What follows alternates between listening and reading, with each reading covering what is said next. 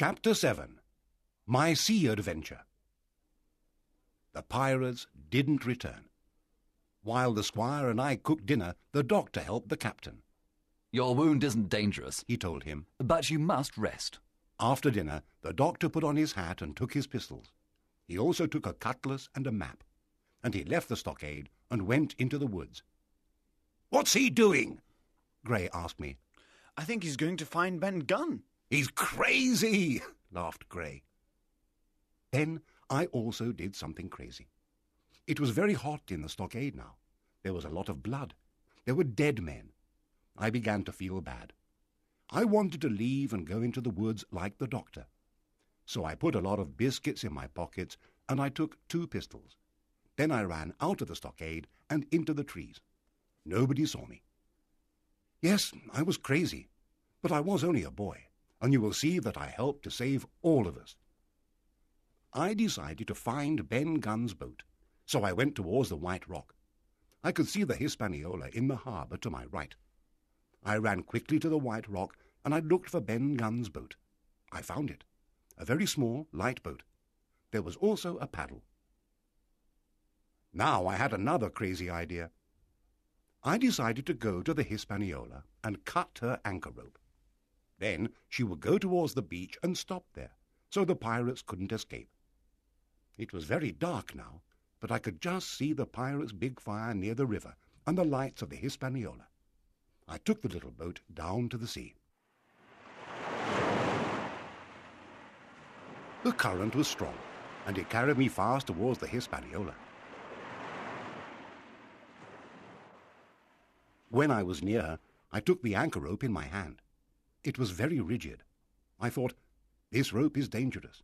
I mustn't cut it, or it will hit me. But I was lucky, because the wind changed and the ship moved towards me. Now the rope wasn't rigid, and I could cut it. At that moment, I heard voices in the captain's cabin. It was Israel Hands and a pirate with a red cap. They were drunk.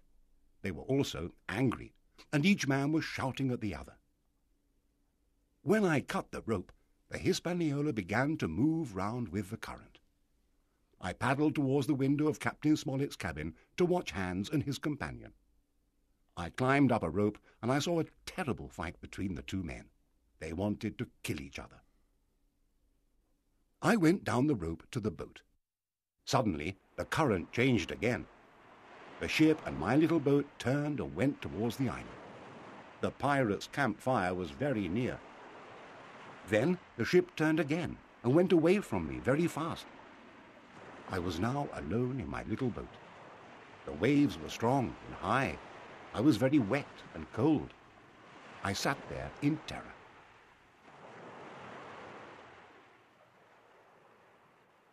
I'm going to die soon, I thought.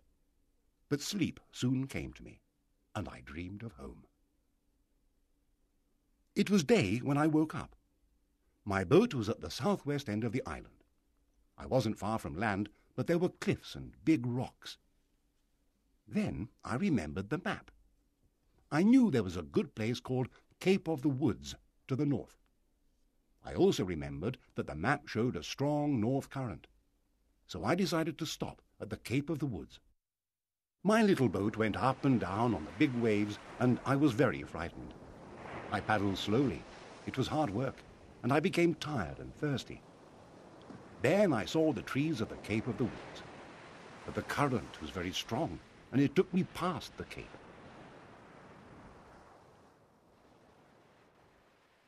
Suddenly, I saw the Hispaniola in front of me about half a mile away. Now the pirates will kill me, I thought. But the ship was moving strangely. She sailed and stopped, sailed and stopped. And she turned north, south, east, west. I watched her with surprise. And then I understood. The 2 pirates were drunk or asleep. I had an idea. Perhaps I can go on board and take her to the captain. So I paddled towards her, and when I came near to her, I jumped onto the bowsprit above me. My boat went under the water, but now I was on the Hispaniola. Was there anybody on board? I heard only the sound of the ship when she turned in the wind. Then I saw the two pirates on deck. Perhaps they were asleep, but when I saw some blood on the deck, I was sure they were dead. Then Israel Hands moved. "Brandy," he said in a weak voice. I went down to the captain's cabin. There were lots of empty bottles. I found one with some brandy, and I took some biscuits and cheese and went up on deck. I drank a lot of water from the water barrel, and then I gave the brandy to Hans. He drank a lot quickly. I sat down and began to eat. "What happened here?" I asked. Hans looked at the man with the red cap. "Well, that dirty dog is dead," he replied. "What are you doing here?" "This ship is mine now, Mr. Hans, so please call me Captain." He looked at me, but he didn't speak. When I took down the black pirate flag, he said, "Shall we talk, Captain Hawkins? Me and this man here, O'Brien, we wanted to sail the ship back to the harbour, where she was before. But, well, he's dead now. Who is going to sail her? You? No, you can't do it. Give me food and drink and something for my wound. Then I'll tell you how to sail her." "We're not going back to the harbour," I answered. "I'm sailing the ship to North Inlet, and I'm going to take her onto the beach there." "North Inlet? Yes, I'll help you to sail her there." "All right. Tell me what I must do." And in a few minutes the Hispaniola began to sail north. I put a handkerchief on Hans's leg. He ate and he drank more brandy. Soon he was better. The ship was dirty, and I cleaned it. But the eyes of the pirate watched me, and he smiled sometimes, a strange, bad smile. We sailed fast along the north of the island towards North Inlet, but we couldn't take the ship on the beach immediately, so we waited for the tide to change. Then Hans spoke. "Captain," he said with a strange smile, "will you go to the cabin and bring me a bottle of wine? This brandy is too strong." I didn't believe this, and I knew that he had a plan. But I also knew that he was stupid. So I went down below, but I didn't go to the cabin. I went to a place where I could watch Hans, and I was right. He went across the deck on his hands and knees. In front of him there was a circle of rope. He took a long knife out of it. The knife had blood on it. He put it in his pocket. So Israel Hands wanted to kill me. But I was safe for the moment. He won't kill me now, I thought. He'll wait, because he can't bring the ship onto the beach without me. I took the wine to Hans, and he drank some of it. "Jim, cut me some tobacco," he said. "I haven't got a knife. Ah, Jim, I'm going to die. Cut me my last piece of tobacco." So I cut him a piece. "You're a bad man, Mr. Hans," I said. "Oh? Why, Jim?" "Why? You killed this man O'Brien." He answered, "Because I know that dead men don't kill. Amen. Now, Captain Hawkins, you listen to my orders, and we'll sail the ship on to the beach." It was difficult, but Hans was a very good pilot. We went into North Inlet, where the water was calm. "There," said Hans. "I can see a good beach. We'll put the ship there." At the right moment he said, "Now, beach her now, Jim." When the Hispaniola began to go fast towards the beach, I was excited, and I forgot about Israel Hands. He was behind me. Perhaps I heard something, and I suddenly turned my head. Hans was there, with his knife in his right hand. He was going to kill me, and I shouted in terror.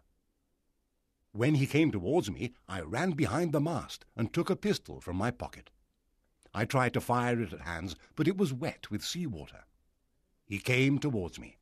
His face was red with anger. Just then the Hispaniola hit the beach. She fell on her side at an angle of 45 degrees, and Hans and I fell with her. I was on my feet very quickly, but now I couldn't run away because the deck was at a 45-degree angle.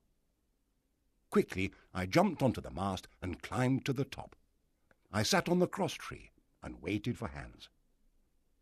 He looked up at me, and he didn't know what to do. I loaded my 2 pistols. Then, with the knife in his mouth, Hans began to climb the mast. Don't come up, Mr. Hans, or I'll kill you, I said. He stopped. He tried to think, but he was slow and stupid. Then he took the knife from his mouth and said, Jim, I must kill you, but it's difficult for me to kill a boy like you. And suddenly his right hand moved fast, and the next moment the knife went into my shoulder. My 2 pistols fired. Then they fell from my hands. There was a cry, and I looked down. Israel Hands was falling into the water. Then he was on the sand, on the bottom of the sea, and he was dead. The knife was in my shoulder. There was a lot of blood on my coat and shirt. I felt very bad. When I tried to take the knife out, I began to tremble, and then suddenly it came out. I climbed down the mast and went to the cabin. My wound was small, and it wasn't dangerous. I cleaned it and put a handkerchief round it. Then I went up to the deck. It was evening now, and I decided to go to the island. I wanted to tell Captain Smollett and the others about my adventure. I wanted to tell them that the ship was ours now. So I left the ship and began to walk in the direction of the stockade. The night was very dark, and it was difficult for me to see. Then the moon came up, and I found the stockade. When I saw the red light of a fire outside the cabin, I stopped. This was strange. My companions usually made a fire inside the cabin. Slowly, quietly, I went towards the cabin on my hands and knees. At the door, I stood up and looked inside. It was dark. I couldn't see anything. I walked in, and suddenly a strange voice said, Pieces of 8, pieces of 8, pieces of 8. Captain Flint, Silver's parrot. I wanted to run away, but there was no time. Who's there? Shouted Silver. I turned. I ran away, but I ran into the arms of one of the pirates.